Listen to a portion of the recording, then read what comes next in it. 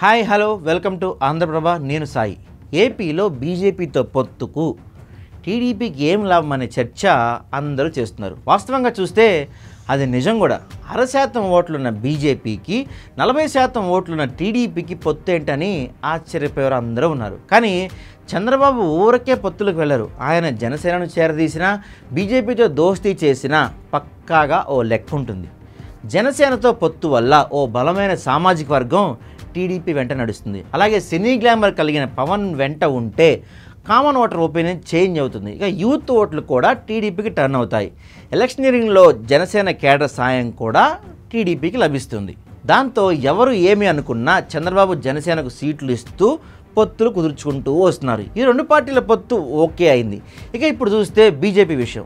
బాబు ఇటీవల స్వయంగా ఢిల్లీ వెళ్ళి మరీ పొత్తులు వచ్చారు. బీజేపీ కోరిన సీట్లు ఇచ్చేందుకు అంగీకరించారన్నది మరో ప్రచారంగా ఉంది. ఇలా చెయ్యొచ్చా లేదా అన్నది కూడా సొంత పార్టీతో పాటు బయట కూడా చర్చ జరుగుతుంది. కానీ ఏపీలో జగన్ను కట్టడి చేయాలంటే బీజేపీ సాయం తప్పనిసరిని చంద్రబాబు భావిస్తున్నారు. నిజానికి చూస్తే ఇదే కరెక్ట్ స్ట్రాటజీ అని కూడా అంటున్నారు.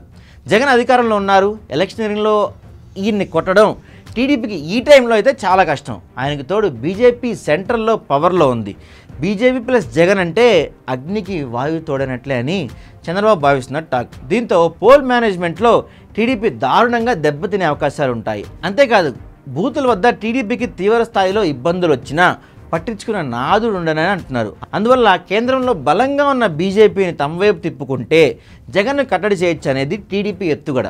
అంతేకాదు మనీ ఫ్లో విషయంలో కూడా ఫ్రీ మూవ్మెంట్ ఉండాలంటే కేంద్రంలో పవర్లో ఉన్న బీజేపీ అండ కావాలి.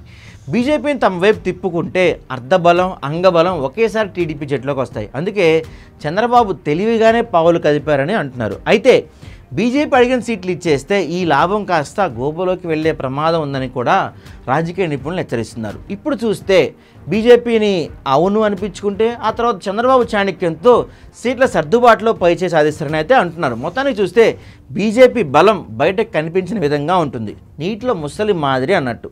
ఆ బలం తెలిసిన వారు ఏపీలో ఇద్దరు.